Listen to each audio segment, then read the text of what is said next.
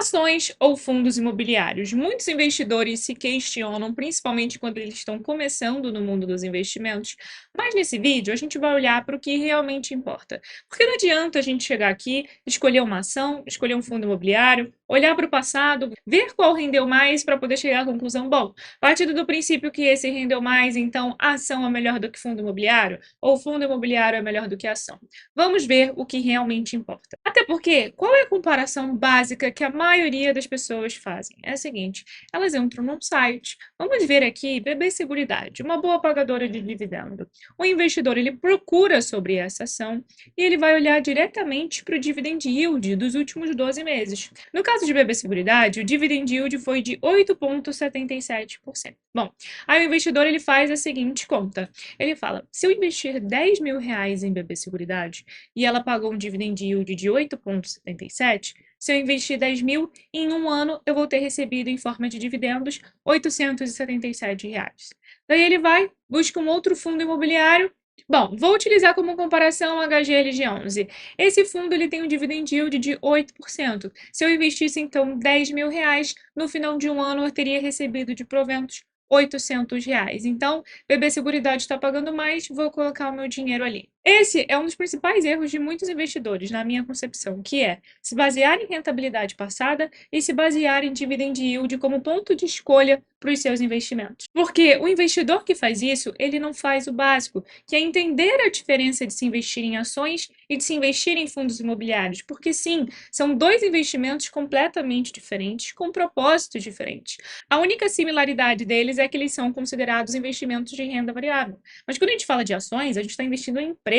Quando falamos de fundos imobiliários, nos tornamos cotista de um fundo que vai investir em imóveis. Devido à característica dos fundos imobiliários serem obrigados a distribuírem semestralmente no mínimo 95% dos seus resultados, isso torna ele um investimento para aqueles investidores que querem mais previsibilidade de renda. Por quê? Já é natural que os FIIs distribuam proventos mensais. Então, o investidor que quer ter aquela renda passiva todos os meses, ele opta mais em fundos imobiliários. Já nas ações, dependendo da política dessa empresa, ela pode distribuir dividendos semestrais, trimestrais ou anuais.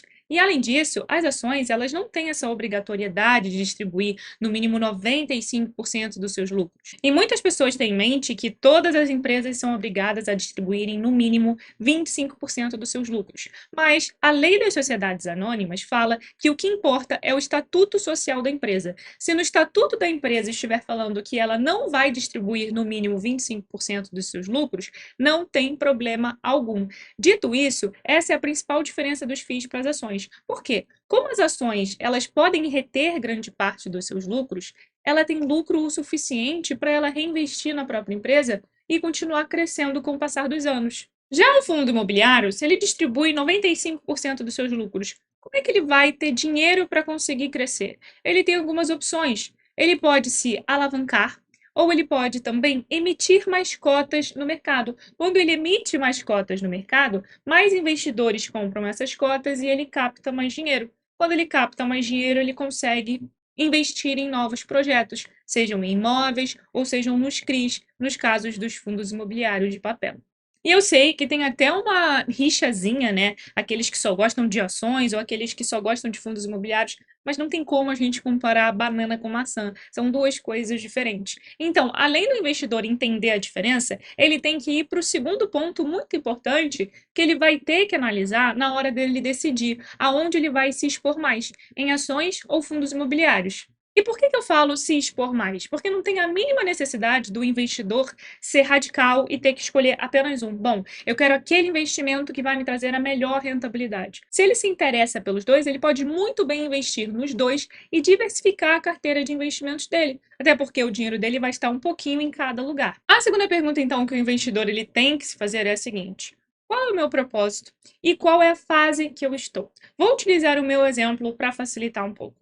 Eu tenho apenas 24 anos. O meu propósito hoje ainda não é viver de renda. O meu foco não é investimentos que vão me dar essa segurança, essa previsibilidade de renda.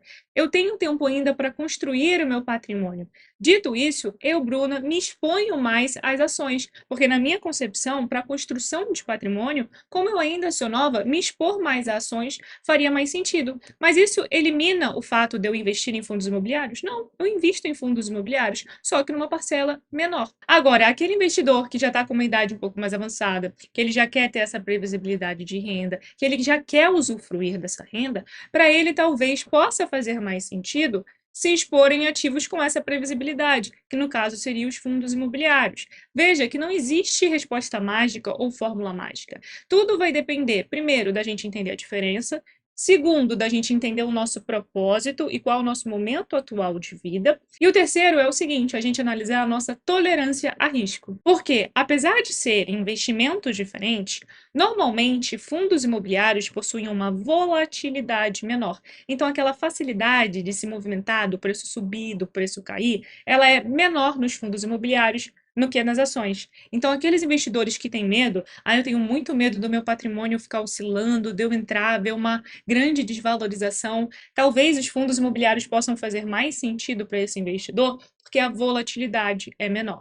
Se olharmos então o gráfico de rentabilidade do Ibovespa, que é o índice que reúne as maiores empresas da nossa bolsa, e do IFIX, que é o índice que reúne os maiores fundos imobiliários, a gente consegue perceber que tem uma certa correlação na movimentação dos dois. Eles estão sempre andando ali na mesma direção. Só que a gente consegue perceber exatamente isso que a gente acabou de falar, a volatilidade. Olha em momentos de queda. O Ibovespa é o que está em verde, o IFIX é o que está em vermelho. A queda do Ibovespa é sempre mais brusca do que o IFIX. Olha esse momento aqui em 2015, como o Ibovespa caiu e como o IFIX caiu. O segundo exemplo, olha na pandemia. Olha a queda do Ibovespa em verde e olha a queda do IFIX em vermelho. A gente viu que ele teve uma queda com menor intensidade. Depois da pandemia aqui, o Ibovespa está basicamente de lado, né? É um sobe, desce, sobe, desce. Só que os fundos imobiliários também estão um pouco de lado. Só que a gente consegue ver que essa movimentação deles é bem mais branda do que o Ibovespa. Dito isso, a gente consegue ver aqui nitidamente no gráfico, não em relação a qual rendeu mais, até porque tudo vai depender da forma como você monta a sua carteira. Pode ter certeza que quando você escolhe as suas próprias ações e os seus próprios fundos imobiliários, a sua rentabilidade vai ser diferente do Ibovespa e do IFIX. Ela pode ser maior ou até mesmo menor. Mas a gente consegue ter ideia mesmo da questão da volatilidade. E aí, o investidor, dependendo da sua tolerância a risco, ele também precisa colocar isso na ponta do lápis. Bom, de acordo com o meu perfil, eu sou mais conservador, não quero muita volatilidade na minha carteira, estou numa fase mais avançada, onde eu quero usufruir de renda, então talvez dessa forma eu consiga escolher melhor se eu vou estar mais exposto a fundos imobiliários ou mais exposto a ações. Veja, mais uma vez, que não tem resposta mágica. O investidor precisa colocar na ponta do lápis momento de vida atual, qual é o seu propósito, qual é a sua característica, a sua tolerância a risco, qual é o seu perfil de investidor. Tudo isso engloba aqui o perfil de investidor. Assim ele consegue chegar na melhor decisão. E não caia nessa análise simplória demais, que é simplesmente, se eu investir 10 mil reais aqui com um dividend yield de 8% eu vou ganhar tanto, nesse aqui com um dividend yield de 9% eu vou ganhar tanto, então eu vou para cá. O investidor que faz essa simples análise, ele está se enganando, porque ele não está entendendo a diferença por trás desses investimentos e porque dividend yield, ele é um indicador do que já aconteceu. Isso é passado. Não significa que aquela ação pagou 8% nos últimos 12 meses, que no próximo ano vai ser exatamente esse valor. E aí o investidor ele coloca o dinheiro dele contando que ele vai receber esse valor. Até porque o que é o dividend yield? Ele é basicamente os dividendos distribuídos por ação nos últimos 12 meses, dividido pelo preço de mercado dessa ação. Ou seja, se você abrir a sua corretora agora, qual é o preço de Banco do Brasil?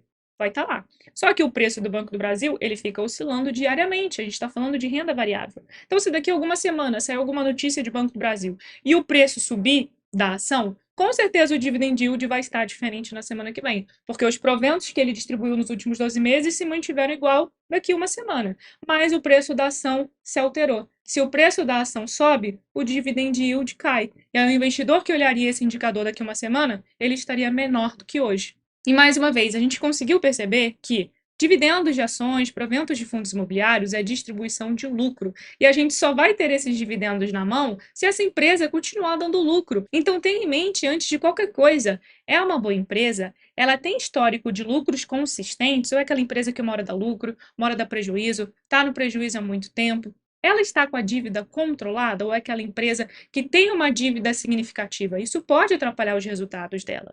O setor que ela atua, você vê futuro? Ou é um setor que para você é um pouco incerto mais lá para frente? Por isso que muitos investidores preferem aquelas empresas de setores perenes, de utilidade pública, porque você sabe que sempre vai ter demanda de serviço daquela empresa.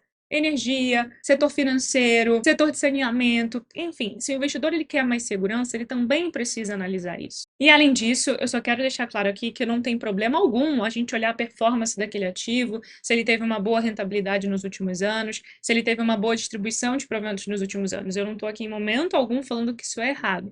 Eu só estou falando que é errado a gente partir do princípio que, bom, eu vou escolher essa ação ou esse fundo imobiliário porque até o momento ela teve uma rentabilidade ótima e eu vou partir do princípio que daqui em diante ela vai continuar tendo essa ótima rentabilidade. E ninguém tem certeza disso. Isso se chama heurística da representatividade. É a gente pegar o que já aconteceu, tomar como ponto de decisão e achar que isso vai se repetir no futuro exatamente da mesma forma. Eu quis trazer esse vídeo, então, para a gente ter uma análise diferente, porque a gente sabe muito sobre a técnica de se investir em ações, né? A gente tem muito conteúdo sobre isso, olhar os indicadores, ver lucro, saber se é uma boa empresa, mas existem também aqueles fatores secundários, que é o que a gente acabou de falar. Analise a sua tolerância a risco, o seu momento de vida, qual é o seu propósito com seus investimentos, assim você consegue definir melhor. Não, eu vou me expor mais a ações, eu vou me expor mais a fundos imobiliários, eu vou dividir os meus investimentos dessa forma. Isso é muito importante, só que muitos investidores pulam essa etapa, porque eles só querem escolher o investimento que vai dar a melhor rentabilidade. Mas às vezes esse investimento ele não cabe muito bem ao seu perfil de investidor.